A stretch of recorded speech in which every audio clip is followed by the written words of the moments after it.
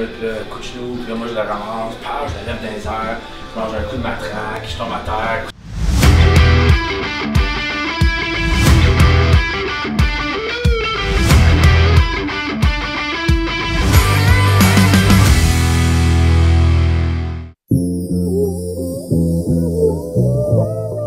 Salut vlog, aujourd'hui on s'en va s'entraîner avec Alex Babin qui est spécialisé en powerlifting.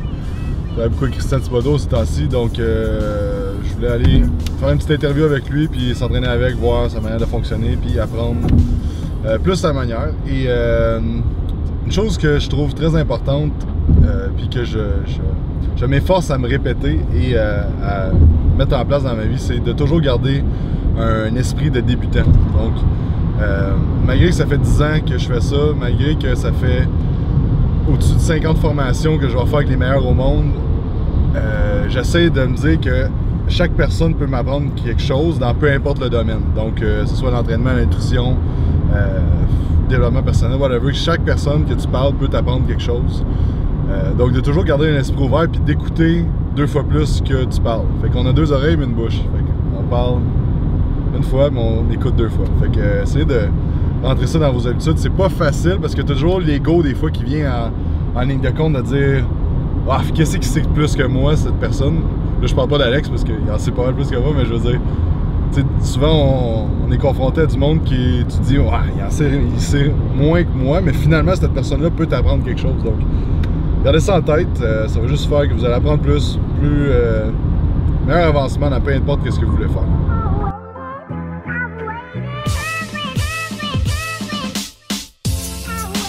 Alright, aujourd'hui je suis avec Alex Babin. Moi j'aime ça aller m'entraîner des coachs différents, voir des approches différentes. Donc j'ai écrit à Alex, ben on s'est écrit en fait et c'est dit ben regarde. Qui a écrit à qui? C'est qui? C'est ça que tu m'as écrit, tu m'as dit hey c'est hâte que tu fais. Je dis hey je vais t'écrire justement parce qu'en plus je vais tes affaires, je suis ah ok j'aimerais ça, faire un petit training avec. Fait que là finalement, ben aujourd'hui on y est. Et ben, dans le fond j'ai demandé à Alex juste de me montrer la façon qu'il fonctionne. Puis ça fait que, on fait quoi aujourd'hui? On va regarder ton squat. Ben, on va se voir 3 fois. Aujourd'hui, on va regarder ton squat. On va plus l'analyser. Je pense pas que ça va être un gros training de fou, mais on va charger un peu. Mais je vais regarder comment tu squats, ton high bar, je vais regarder ton low bar aussi. Puis on va regarder la mécanique, on va regarder la trajectoire de la barre, on va regarder mécanique de pied, pression intra-abdominale, contraction au niveau du dos, voir qu'est-ce qui se passe, qu'est-ce que tu fais. Tu es habitué de faire quoi. Puis on va essayer de corriger quelques affaires. Là. Nice! Fait que, on y va.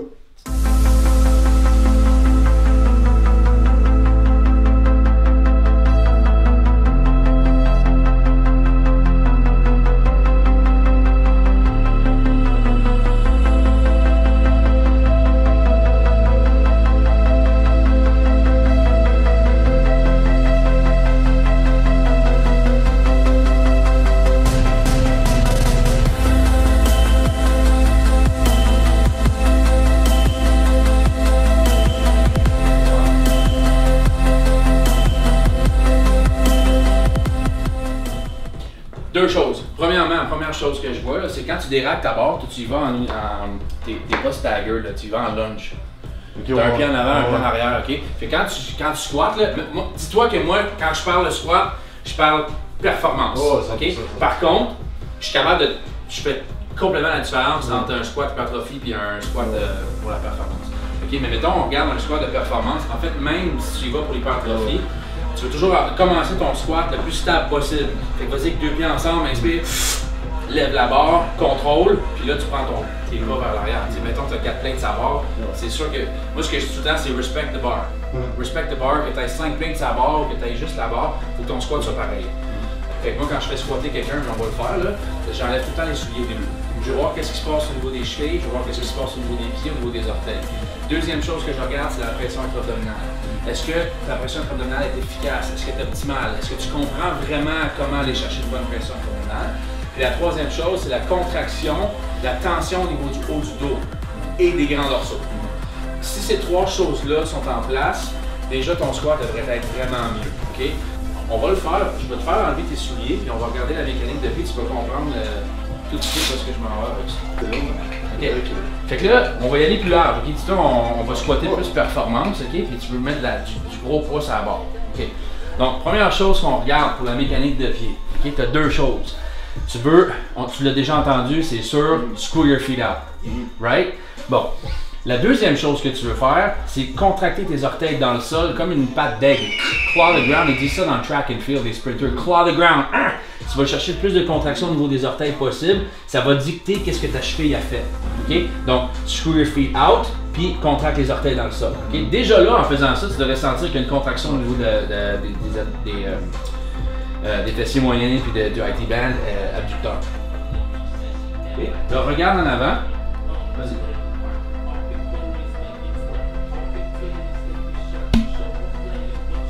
Là, en ce moment, là, de côté, tu viens corriger la trajectoire de la barre.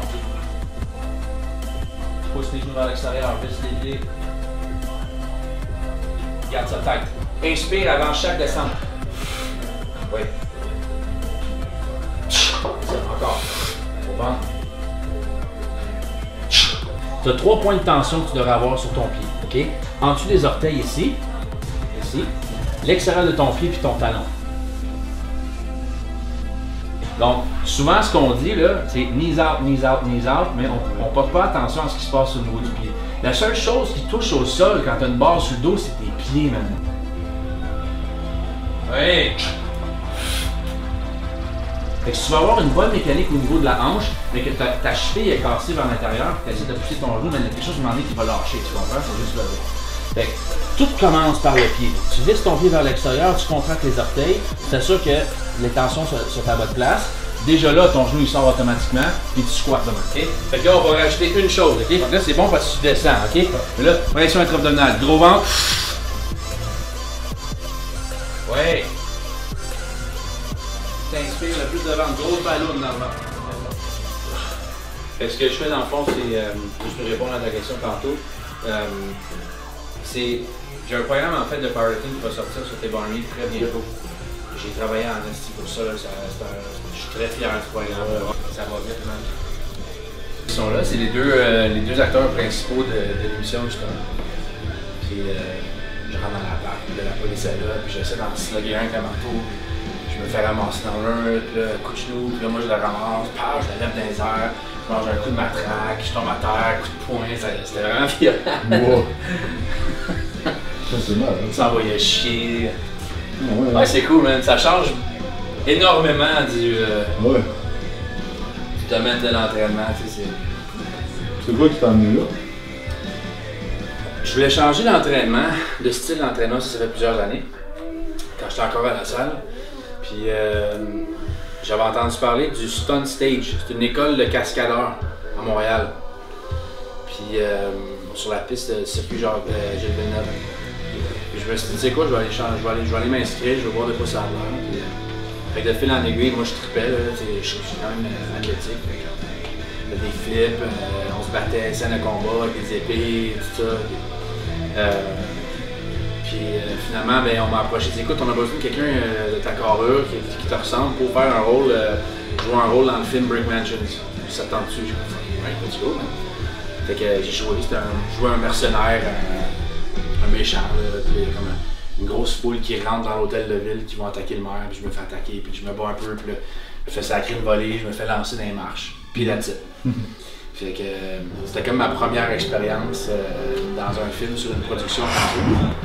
Salut tout le monde, cette semaine au Content Show, je reçois Alex Babin. J'aimerais ça que tu nous parles de 3 trucs qui sont très importants pour le gain de force selon toi. La première chose pour moi qui vient en tête, c'est vraiment la technique du mouvement et apprendre, connaître tes leviers, connaître ta structure et apprendre à connaître ta mécanique à toi qui va être la plus optimale pour toi pour lever les grosses charges.